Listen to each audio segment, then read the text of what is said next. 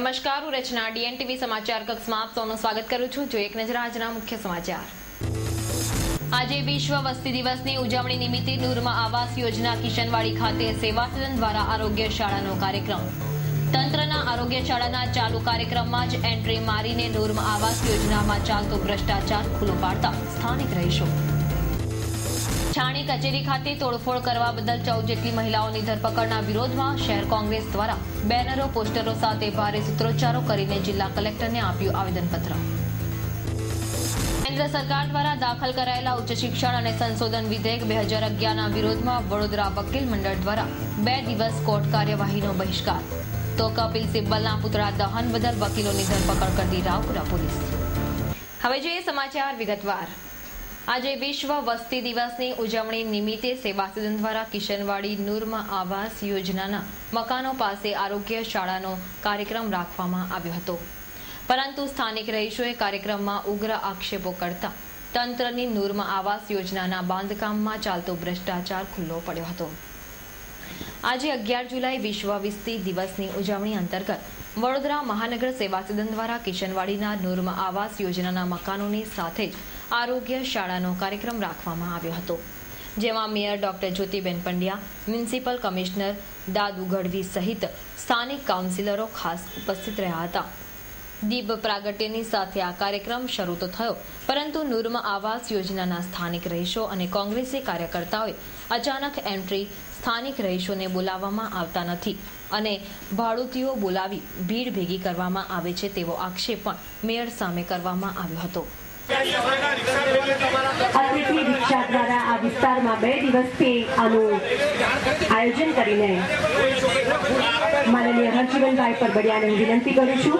ભારત માતા કી જય, ભારત માતા કી જય।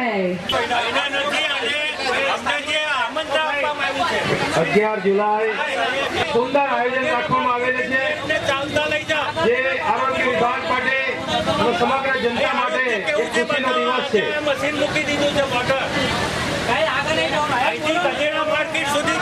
માનનીય હરજીવનભાઈને મિત્રોને વિનંતી છે,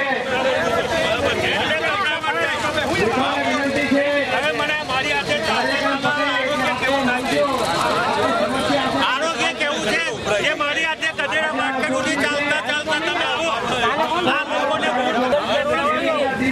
અંદર કોઈ સ્થાનિક નિવાસી નહીં, અંદર ખુરશી આવ્યો છું એ તંબુમથી મને બહાર કાઢવામાં આવ્યો। કોણે કાઢ્યો? આજે વિસ્તારના કોર્પોરેટરોએ કાઢવામાં આવ્યું છે અને આરોગ્યની રજૂઆત મેં 1 વર્ષ પહેલાથી કરી છે, પરંતુ આરોગ્યની વાતો સાંભળતા નથી। આ ગુજરાતના મુખ્યમંત્રી માનવા બાંધીને થાકી ગયા છે।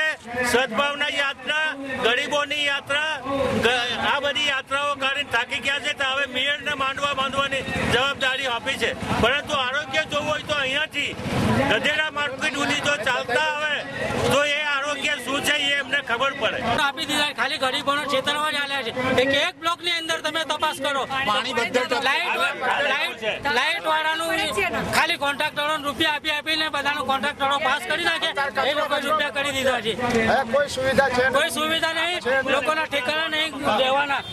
8 બાય 8 બેન્ચો પેલા મોટા દવાખાનાની અંદર સુવિધા છે, પણ અહીંયા આગળ ઝૂંપડામાં કોઈની સુવિધા નહીં। ઝૂંપડા અમારા સારા હતા।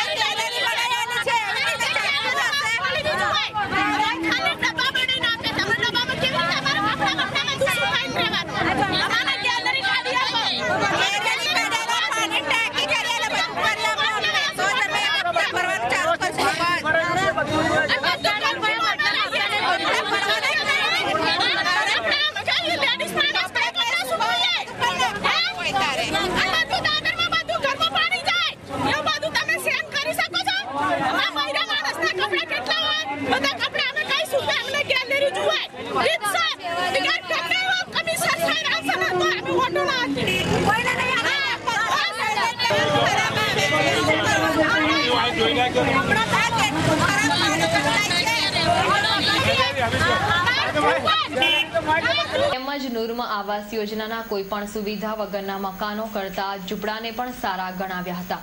સ્થાનિક કાઉન્સિલર દાદુ ગઢવી દ્વારા આ વિસ્તારમાં છેલ્લા 2 વર્ષમાં એક પણ કામ કરવામાં આવ્યું ન હોવાની રજૂઆત કરીને દાદુ ગઢવીનો ઘેરાવો કરવાનો પ્રયત્ન કરવામાં આવ્યો હતો. તેમજ મેયરને પણ નૂરમાં આવાસ યોજનાની પગપાળા મુલાકાત લેવાની ફરજ પાડવામાં આવી હતી. ઠેર ઠેર દુર્ગંધ મારતા ગંદા પાણી, કાદવ, સળગતા વગરના મકાનોને પગલે સેવા સદન અને કોન્ટ્રાક્ટર વચ્ચે ચાલતી મિલીભગત ખુલ્લી પડી હતી. મેયર ડોક્ટર જ્યોતિબેન પંડ્યાએ નૂરમાં આવાસ યોજનાના સ્થાનિક રહીશોને પ્રાથમિક સુવિધાઓ પૂરી પાડવાની હૈયાધારણા આપી હતી. આમ આરોગ્ય શાળાના કાર્યક્રમે સેવા સદનના અધિકારીઓનું આરોગ્ય જોખમમાં મૂકી દીધો હોય તેવો ઘાટ સર્જાયો હતો.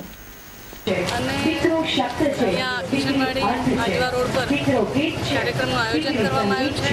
મોટી સંખ્યામાં બહેનો આવી છે અને જનજાગૃતિ થાય ત્યારે જ લોકોનો સહકાર વહીવટમાં મળતો હોય છે.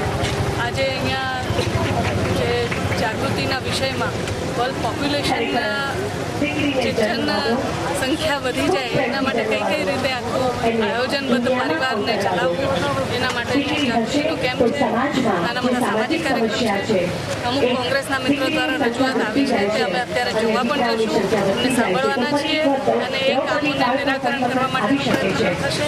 દેશને આઝાદી મળ્યાને 65 વર્ષ થઈ ગયા છે, પરંતુ દર્શક મિત્રો તમને જાણીને નવાઈ લાગશે કે ડભોઈ તાલુકામાં એક એવું ગામડું છે જ્યાં આઝાદી પછી પણ રોડ રસ્તા બન્યા જ નથી. આપણા દેશને આઝાદ થયે 65 વર્ષના વહાણા વીતી ગયા છે, છતાં પણ ડભોઈ તાલુકાનું વીરપુર ગામ એવું છે કે અહીં આઝાદી પછી રોડ રસ્તા બનાવવામાં આવ્યા જ નથી. 300 થી 400 પરિવારની વસ્તી ધરાવતું આ ગામડું રોડ રસ્તાના કારણે અનેક સેવાઓથી વંચિત છે. અહીં 108 એમ્બ્યુલન્સ સેવા આવી શકતી નથી અને જો કોઈ વ્યક્તિ બીમાર હોય તો તેને ખાટલામાં જ નાખીને દૂર દવાખાના સુધી પહોંચાડવામાં આવે છે.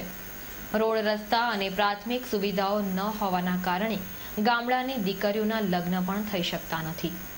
વોલ ટુ વોલ રસ્તા બનાવવાની વાતો કરતું શાસક તંત્ર જો આવા જરૂરિયાતમંદ ગામડામાં 3 કિલોમીટર જેટલો રસ્તો ન બનાવી શકે તો તેમના વાયદા કેટલા સાચા છે તે દરેક વ્યક્તિની નજર સામેના દ્રશ્યો જ ખોલી રહ્યા છે. થોડા સમય અગાઉ છાણી કચેરી ખાતે તોડફોડ કરવા બદલ 14 જેટલી મહિલાઓની કરાયેલી ધરપકડના વિરોધમાં શહેર કોંગ્રેસ દ્વારા જિલ્લા કલેક્ટરને આવેદનપત્ર પાઠવવામાં આવ્યું હતું. થોડા દિવસ અગાઉ વડોદરાના છાણી વિસ્તારમાં આવેલી ભાતુજીનગર મારુતિનંદનની સ્થાનિક મહિલાઓ દ્વારા વરસાદી પાણી ભરાવાના કારણે પડતી હાલાકીના પગલે સારા માર્ગેની માંગણી અર્થે છાણી કચેરી ગઈ હતી, પરંતુ મામલો ઉગ્ર બનતા છાણી કચેરી ખાતે તોડફોડ કરવામાં આવી હતી, જેના કારણે પોલીસે રાયોટિંગનો ગુનો નોંધીને 107ની કલમ હેઠળ 14 જેટલી મહિલાઓની ધરપકડ કરી હતી. સમગ્ર ઘટનાના વિરોધમાં રોડ માંગો તો સજાના વિવિધ બેનરો પોસ્ટરો સાથે શહેર કોંગ્રેસ દ્વારા નરેન્દ્ર રાવતની આગેવાનીમાં ભારે સૂત્રોચ્ચારો કરીને મહિલા આયોગને જિલ્લા કલેક્ટરને આવેદનપત્ર આપીને સમગ્ર ઘટનાની તપાસ કરી યોગ્ય પગલાંની માંગણી કરવામાં આવી હતી. કેન્દ્ર સરકાર દ્વારા દાખલ કરાયેલા ઉચ્ચ શિક્ષણ અને સંશોધન વિધેયક 2011ના વિરોધમાં વડોદરા વકીલ મંડળ દ્વારા 2 દિવસ કોર્ટ કાર્યવાહીથી અલગ રહીને કપિલ સિબ્બલના પુતળાનું દહન કરાયું હતું. કેન્દ્ર સરકાર દ્વારા નવા દાખલ કરાયેલા ઉચ્ચ શિક્ષણ અને સંશોધન વિધેયક 2011ને પરિણામે એડવોકેટ એક્ટ નાબૂદ થતો હોય બાર કાઉન્સિલ ઓફ ગુજરાત અને ઇન્ડિયા દ્વારા તારીખ 11 અને 12 એમ 2 દિવસ વકીલો દ્વારા દેશભરમાં કોર્ટ કાર્યવાહીનો બહિષ્કાર કરવાનો નિર્ણય લેવામાં આવ્યો હતો, જે અંતર્ગત આજ રોજ વડોદરા વકીલ મંડળ દ્વારા વકીલોના અધિકાર પર તરાપ મારતા આ વિધેયકના અમલના વિરોધમાં શહીદ ભગતસિંહની પ્રતિમા સામે ભારે સૂત્રોચ્ચારો કરીને કપિલ સિબ્બલના પુતળાનું દહન કરવામાં આવ્યું હતું. તે દરમિયાન રાવપુરા પોલીસ દ્વારા 4 થી 5 જેટલા વકીલોની ધરપકડ પણ કરવામાં આવી હતી. Hi!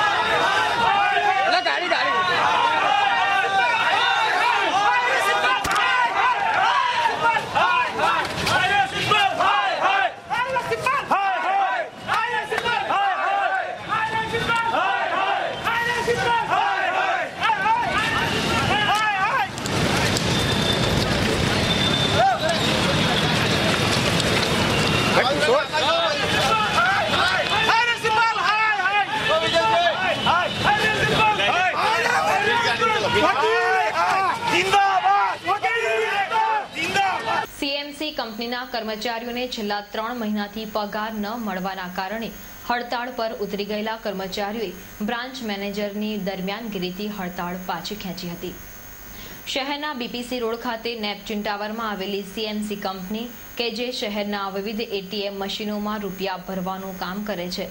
સીએમસી કંપનીના ગનમેન, ડ્રાઈવર જેવા કર્મચારીઓને છેલ્લા 3 મહિનાથી પગાર નહીં મળતા કંપનીની ગાડીઓને ઓફિસ પાસે પાર્ક કરીને હડતાળ પર ઉતર્યા હતા. પરંતુ કંપનીના બ્રાન્ચ મેનેજરે દરમિયાનગીરી કરીને ટૂંક સમયમાં જ પગાર આપવાની બાંહેધરી આપતા નાટકીય ઢબે હડતાળ સમેટાઈ ગઈ હતી. મહારાજા સયાજીરાવ યુનિવર્સિટીની આર્ટ્સ ફેકલ્ટી ખાતે ડીન દ્વારા યુવા શક્તિ ગ્રુપની માંગણીઓ પૂરી કરવાની જાહેરાત કરતા યુવા ગ્રુપ દ્વારા એકબીજાને અભિનંદન પાઠવવામાં આવ્યા હતા. મહારાજા સયાજીરાવ યુનિવર્સિટીની આર્ટ્સ ફેકલ્ટી ખાતે યુવા શક્તિ ગ્રુપ દ્વારા વિદ્યાર્થીઓએ ધરણા અને પ્રતિક ઉપવાસ પર બેઠા હતા.